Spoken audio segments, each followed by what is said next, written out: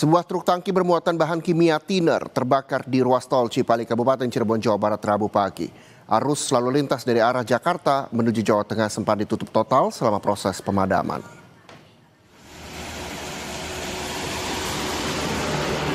Insiden kebakaran terjadi di kilometer 185 ruas tol Cipali sekitar pukul 5 pagi tadi.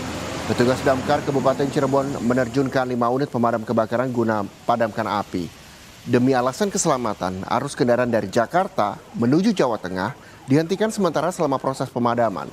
Penghentian arus lalu lintas dilakukan guna mencegah resiko ledakan lanjutan, mengingat truk mengangkut bahan kimia thinner. Setelah api berhasil padam, arus lalu lintas dibuka kembali secara bertahap.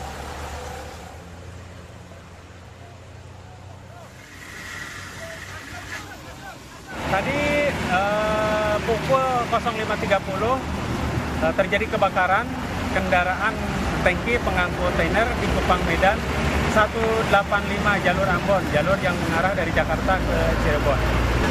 Tadi sempat kami hentikan di jalur, khusus jalur Ambon, sehubungan tadi ada kobaran api yang membumbung tinggi, sehingga takutnya mengakibatkan rempetan kepada kendaraan pemakai jalan yang lain. Ada rekayasa arus lintas, Komandan? Kebetulan tadi kami melaksanakan CB, ya, pengalihan arus di interchange Sumberjaya, sehubungan ada antrian yang